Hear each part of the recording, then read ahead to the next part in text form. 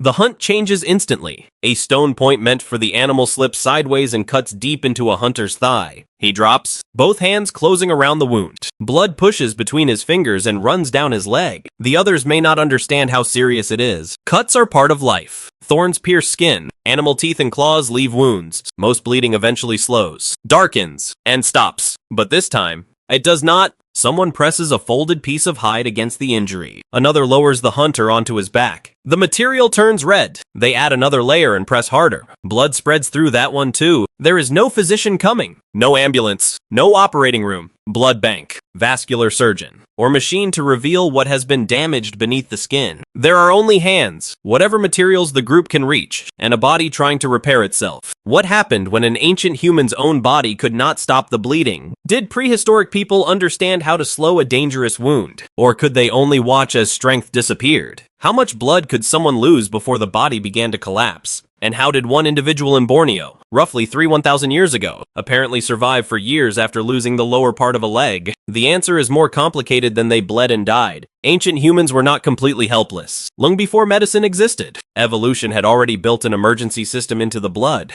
Pressure, stillness, warmth, natural materials, and help from other people could sometimes give that system enough time to work. But if a major vessel was torn, an organ ruptured, or the clotting process itself began to fail, the remaining time might be measured in hours, minutes, or less. The first struggle was not between the injured hunter and the wound. It was happening inside the blood itself. Before we enter that hidden struggle, subscribe for more evidence-based stories about ancient human survival, and tell us in the comments, without modern medicine, would you trust the body's natural defenses, or assume this wound was fatal, long before medicine? The body possessed a method for surviving injury. This process is hemostasis, the coordinated response limiting blood loss after vessel damage. Ancient humans could not describe its chemistry, but everyone carried this emergency system. The system solves a difficult problem. Blood must remain fluid in healthy vessels, or clots could block circulation to vital organs. Yet when a vessel tears, blood must form a seal. Too little clotting produces hemorrhage. Too much can also kill. Survival requires clotting at the damage while circulation elsewhere remains open. Modern medicine reveals this balance. Some patients take anticoagulants to reduce dangerous clots, but treatment can make bleeding harder to control after injury. A mechanism protecting someone from stroke may increase risk during trauma. Clotting is not simply good or bad. It must occur in the right place and at precisely the right intensity. The first layer of defense begins in the vessel itself. When a blood vessel is injured, muscle in its wall can contract, narrowing the passage. This is called vasoconstriction. Less blood can flow through a narrower opening, so the rate of bleeding may decrease. Vasoconstriction is useful, but not a door slamming shut. Its effect depends on the vessel and injury. A small vessel may narrow enough to help clotting. A torn major artery can lose blood faster than this response can control. The second layer depends on platelets, tiny cell fragments circulating in blood. Normally, they pass without attaching to smooth vessel walls. Injury exposes material beneath that lining, creating a biological signal of damage. Platelets bind to the area, activate, and change shape.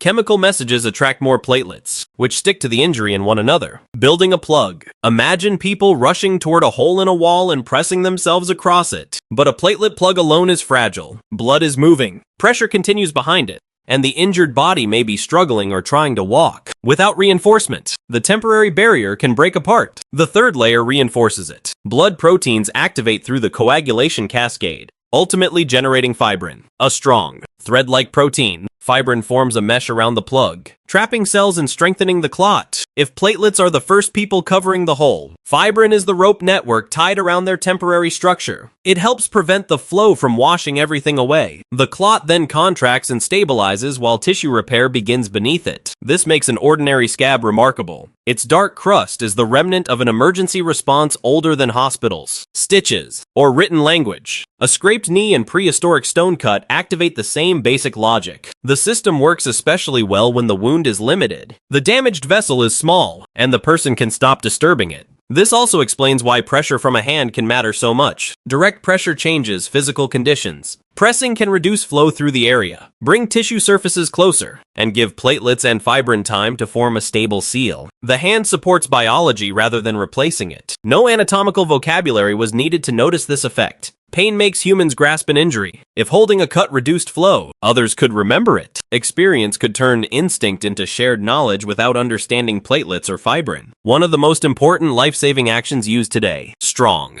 Continuous pressure over an external bleeding wound. Requires no electricity, laboratory, written instructions, or manufactured drug. At its simplest, it requires a hand and enough uninterrupted time for clotting to gain an advantage. That last condition matters. Releasing pressure repeatedly to inspect the wound can allow bleeding to resume. Moving the injured limb can disrupt a clot that has only begun to form. Continued exertion keeps circulation demanding more from a system already under stress. A person who could lie still while another maintained pressure may have had better odds than someone forced to run alone. Yet pressure had limits. It worked only if the bleeding source could be reached and compressed effectively. It could not easily control blood collecting deep in the chest or abdomen. It might fail when a large vessel was completely severed, when tissue was crushed, or when the injury prevented the wound edges from meeting. Health also changed the outcome. Severe malnutrition, disease, earlier blood loss, or inherited problems could weaken clotting. Cold affected platelet function and chemical reactions. Dirt introduced another danger. Even if bleeding stopped, infection could begin. Surviving the first hour did not guarantee surviving the following days. This reveals the first major truth. Prehistoric humans did not face every cut with nothing but luck. Their bodies supplied vasoconstriction, platelets, clotting proteins, fibrin, and tissue repair. Their hands could improve the conditions in which those defenses worked. Other people could provide the pressure and stillness an injured person could not maintain alone. For small wounds, evolution usually won, but the system was built under limits of time, pressure, temperature, and damage. If blood escaped faster than a clot could form, every defense entered a race it might not finish. For a torn major vessel, evolution could run out of time. When clotting cannot match blood loss, the body does not switch off immediately. It compensates. Emergency responses can temporarily keep someone conscious and apparently stable. That delay supports survival but can hide the wound's seriousness. Blood carries oxygen, nutrients, and chemical signals, helps control temperature, and provides volume for circulation. Losing it creates two connected problems. Fewer red cells carry oxygen, and less fluid remains for the heart to pump. The first response is speed. The heart beats faster to move remaining blood. Vessels in the skin and limbs constrict,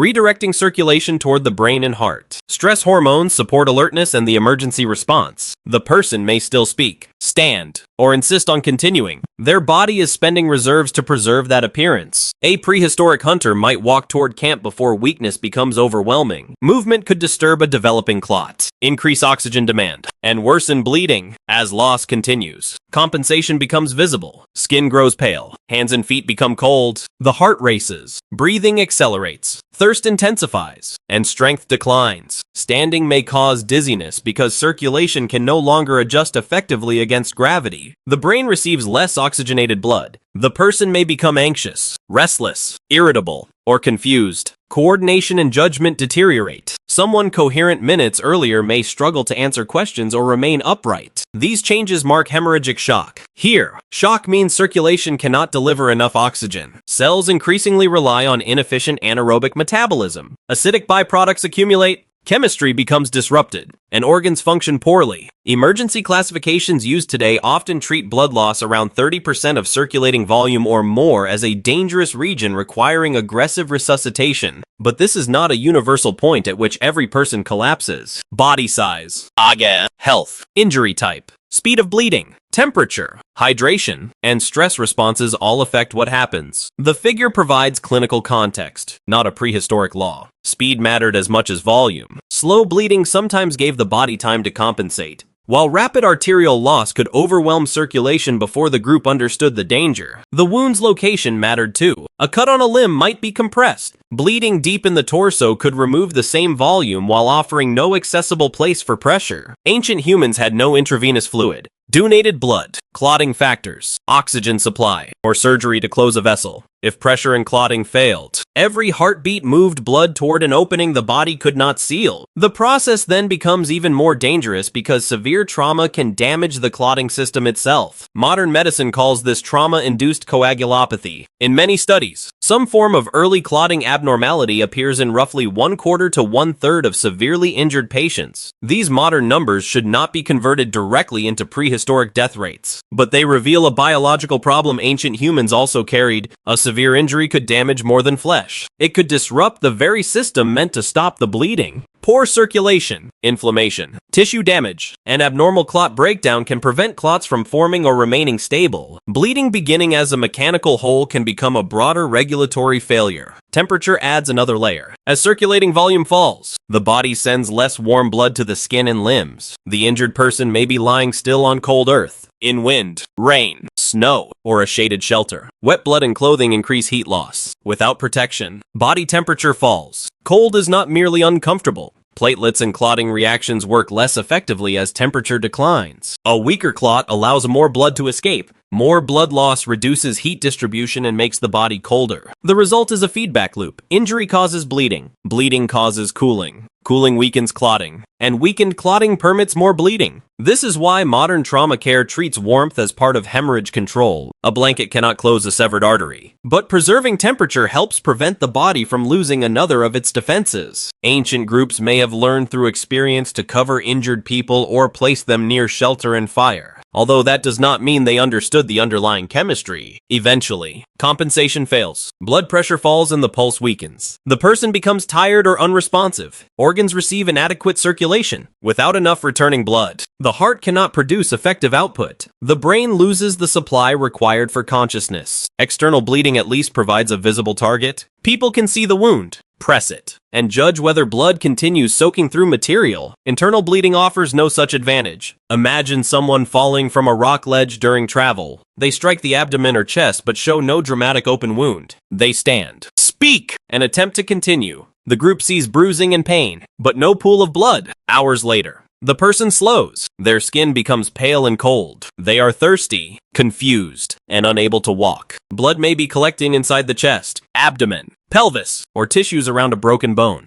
A torn liver, spleen, or deep vessel can release a lethal volume without spilling visibly onto the ground. There is nothing obvious to compress from outside, and no way for the group to see which structure has torn. Today, clinicians can use ultrasound, CT scans, blood tests, surgery, and continuous monitoring to locate and control internal hemorrhage. Prehistoric observers had only changes they could see or feel: breathing, skin color, pain, weakness, thirst, alertness, and the gradual disappearance of strength. They may have recognized that the person was dying without understanding why. The wound could remain hidden while the same sequence unfolded inside: falling volume, failing oxygen delivery, cooling, impaired clotting, organ dysfunction, and finally loss of consciousness. The most dangerous bleeding may have been the bleeding nobody could see and nobody could reach. What could prehistoric people actually do? They had no transfusions, surgical clamps, or manufactured clotting agents. Yet several useful actions were biologically sensible and simple enough to emerge through observation. The strongest possibility is direct pressure. Humans instinctively grab a painful injury if pressing harder slowed bleeding. People could remember the connection without understanding arteries or platelets. Pressure supported clotting by reducing flow, compressing smaller vessels, bringing tissue surfaces closer, and giving a clot time to stabilize. It had to be maintained. Repeated inspection could disturb the fragile seal and restart bleeding. Pain, weakness, wound location, or declining consciousness could make self-pressure impossible. Another person could press while the victim remained still. The helper's hands became part of the injured person's hemostatic system. Repeated encounters with hunted animals may also have sharpened practical knowledge. People who butchered carcasses saw that some cuts produced slow oozing while others released blood rapidly. They could observe where large vessels ran and which forms of compression changed the flow. This was not scientific anatomy in the modern sense, but accumulated experience with animal bodies may have influenced how communities responded to human injuries. Hands could not remain occupied forever. Perishable materials may have maintained compression or covered the injury. Hide, fur, plant fibers, soft bark, leaves, or moss could have been available. Most decayed without entering the archaeological record, making their use difficult to prove. These materials were not automatically medicinal. Their most defensible benefit was mechanical. Folded material could absorb blood, protect the surface, hold pressure, or provide thickness. Hide or fiber might secure it, but natural did not mean safe. Soil, dirty leaves, animal material, or stagnant water could introduce microorganisms. Absorbency alone did not make something a good wound dressing. Some material might stick to the clot and tear it away when removed, What helped during the first minutes could contribute to infection days later. The next response was reducing movement. A new clot is not permanent repair. Walking, running, climbing, or struggling could separate tissue and disrupt the seal. Renewed movement might reopen a partly closed vessel. Someone lying still under pressure had better prospects than someone walking home alone. Others might carry or support them. We cannot claim formal immobilization, but repeated experience could reveal that wounds bled more when disturbed. Stillness also created another problem. A motionless person losing blood became cold quickly, especially on wet ground, in wind, at night, or during winter. Hides, shelter, shared body heat, and a nearby fire could reduce heat loss. Ancient caregivers may have noticed that badly injured people became cold and needed covering without understanding the relationship between temperature and clotting. Warmth was supportive, not curative. Fire could not close a severed artery, and excessive proximity risked burns and smoke. Yet preventing cooling could preserve platelet function and clotting reactions already weakened by blood loss. Plants are the most tempting part of the story because they allow us to imagine prehistoric medicine in vivid detail. Some plants contain compounds that influence inflammation, pain, microorganisms, blood vessels, or coagulation in modern experiments. Humans also have long histories of learning plant properties through food preparation, animal observation, trial, error, and cultural transmission. That makes prehistoric medicinal plant use plausible, but not easy to prove for a specific bleeding wound. Pollen near a burial does not automatically demonstrate treatment. Plant remains may reflect food, bedding, fuel, ritual, contamination, or the surrounding environment. Even when a plant has useful compounds in a laboratory, dose, preparation,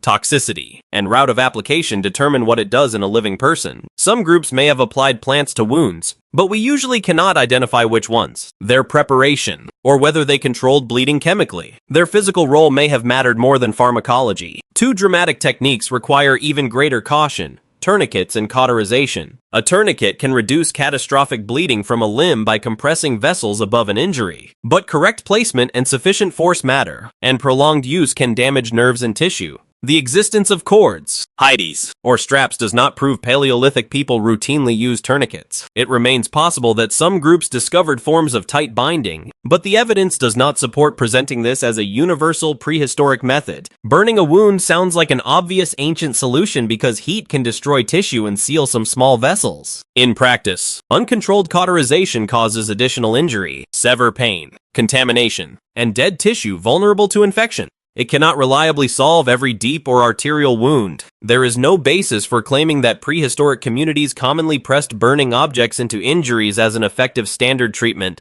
The same rule applies to ash, spider webs, moss, and other materials sometimes placed into romantic accounts of ancient medicine. A substance may have absorbent or chemically interesting properties without being clean, safe, available, or historically documented in the specific place and period being discussed. So prehistoric first aid was probably not one secret remedy. It was a chain of practical advantages: immediate pressure, a covering that maintained compression, reduced movement, protection from cold, observation, and help from other people. Each step bought time for the clotting system described earlier. Sometimes that time was enough. Sometimes the vessel was too large, the injury too deep, or infection too severe. Yet if these methods were so limited, how do we explain ancient individuals who survived injuries that seem almost impossible without modern surgery? The most dramatic evidence does not show us how prehistoric people stopped bleeding. It shows us that, somehow, certain injured people lived long enough for their bones to record survival. One extraordinary example comes from Liang Tabo Cave in Borneo. Archaeologists recovered a young individual buried at least around 31,000 years ago. The lower left leg was missing,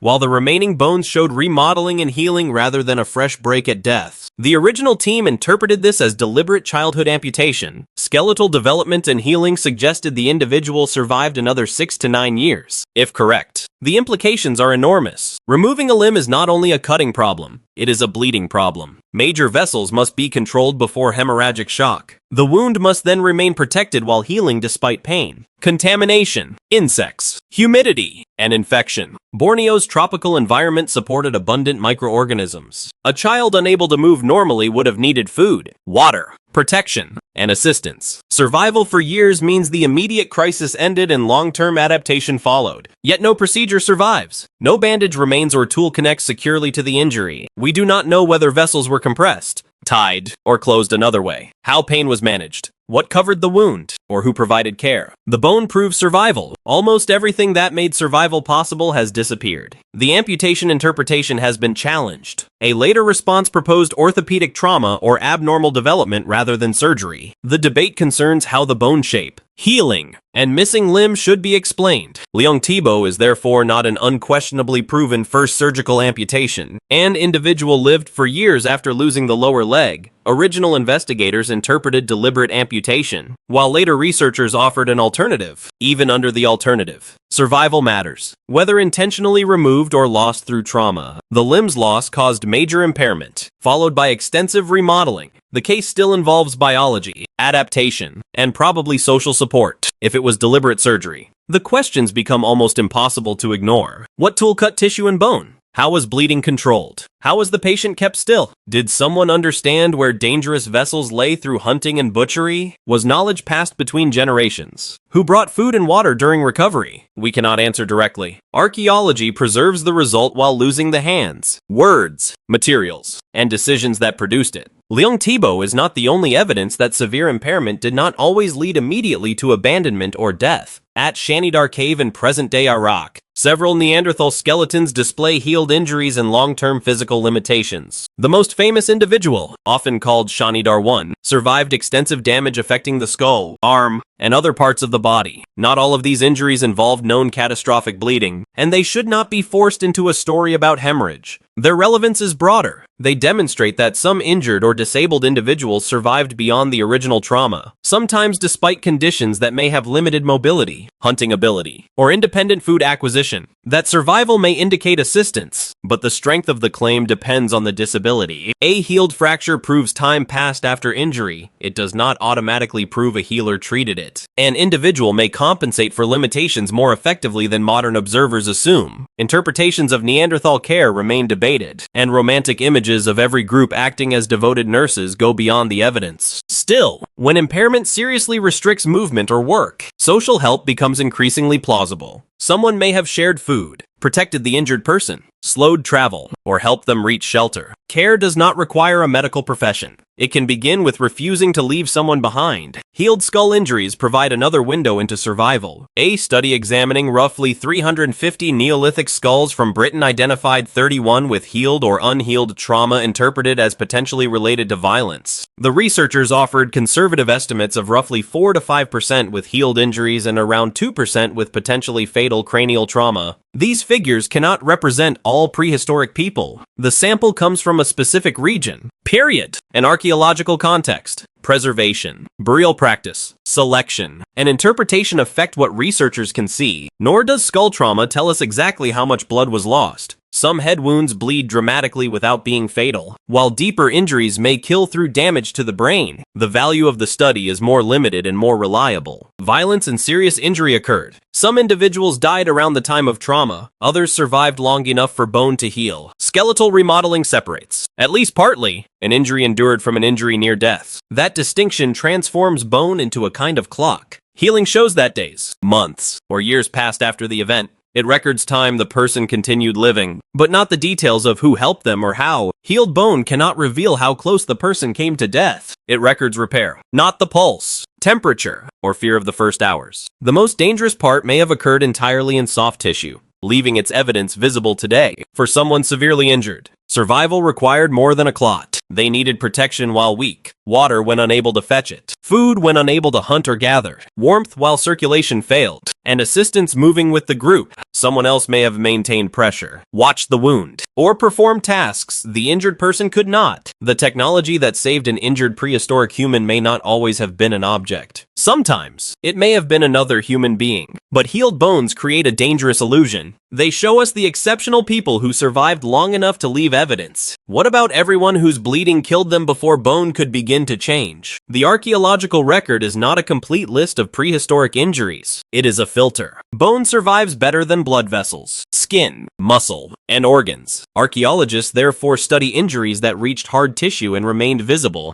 not necessarily those that killed the most people. Bone can preserve fractures, blade cuts, punctures, or embedded projectiles. New growth may show infection. Remodeling can demonstrate that the individual survived long enough for healing to begin. These traces distinguish timelines cautiously. A healed wound preceded death. An injury without remodeling may have occurred near death, depending on preservation and fracture patterns. Skeletons can reveal violence, accidents, disability, and recovery, but bleeding usually occurs in tissues that disappear. Absence of skeletal damage therefore cannot be treated as evidence that the person suffered no fatal trauma. A cut could sever an artery without touching bone. A spear could pass between ribs and damage the heart, lung, or a major vessel while leaving little skeletal evidence. A fall could tear the liver or spleen. A fractured pelvis could release large amounts of blood into surrounding tissue. An animal bite could open muscle and vessels without marking the skeleton clearly. Clotting is equally invisible. Bone does not preserve failing platelets, breaking fibrin, or a disrupted clot. It cannot record falling pressure, thirst, cold skin, confusion, or lost consciousness. It rarely shows whether someone pressed,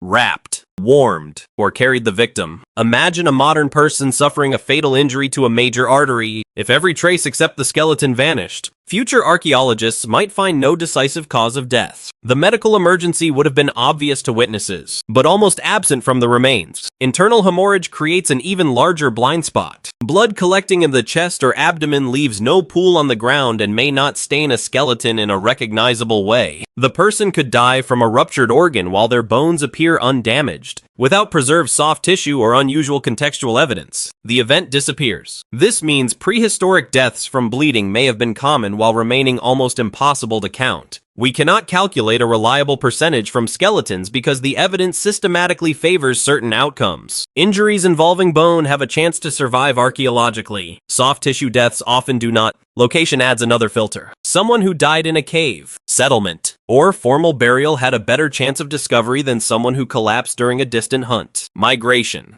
conflict, or river crossing, scavengers, weather, acidic soil, water, erosion, and later human activity could scatter or destroy remains before burial or fossilization. Archaeology, therefore, tends to show us a selected population, people whose bodies were recovered, buried, preserved, excavated, and interpreted within that population. Healed wounds attract special attention because they tell dramatic stories of resilience. Diotebo, Shanidar, and healed skull trauma survive as evidence precisely because those individuals lived long enough for bone to respond. That creates a survivor bias. The spectacular cases can make prehistoric medicine appear more successful than it was. For every skeleton showing years of survival, there may have been many people who lost blood too quickly for any healing mark to develop. Their deaths left no biological signature beyond the absence of repair. The opposite mistake is also possible, because direct evidence of bandages, pressure, and caregiving rarely survives. Prehistoric people can appear more helpless than they were. Archaeology may hide both failed rescues and successful methods. A person could survive an external wound through effective pressure without the event ever marking bone. The honest picture lies between those distortions. Ancient communities sometimes helped severely injured members survive. Their bodies and social support could accomplish extraordinary things. But countless soft tissue injuries, internal hemorrhages, and severed vessels probably passed into silence. Healed bones show the upper edge of what survival could achieve. The gaps remind us of everyone who died before the body had time to write anything down. The hunter is on the ground, surrounded by people. They have pressed the wound, bound material tightly around his leg, kept him still, and covered him against the cold. Someone remains beside him, watching his face and listening to each breath. They have done everything their experience and circumstances allow, yet blood continues to escape. This is where heroic storytelling must end. Courage cannot replace lost blood volume. Willpower cannot close a severed artery. A devoted community cannot transfuse blood it does not possess. And no plant can rescue every catastrophic injury. As the loss continues, his body moves from fighting to failing. His skin grows pale, his limbs become cold. Awareness narrows, then fades. Breathing changes as the heart beats faster but has less blood to send forward.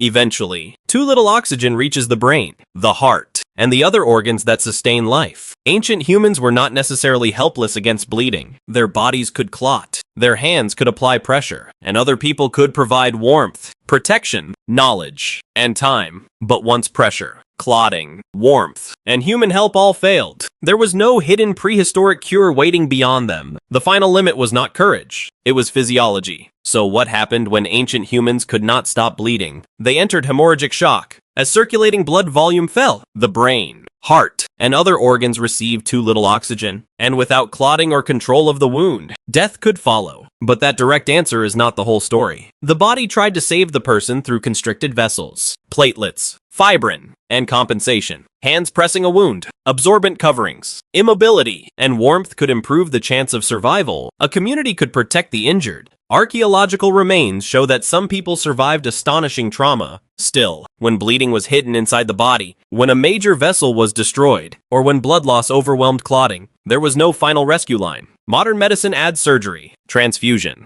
drugs, imaging, and emergency care to ancient mechanisms. Today, we survive bleeding with ancient biology supported by modern medicine. Prehistoric humans had the biology and each other.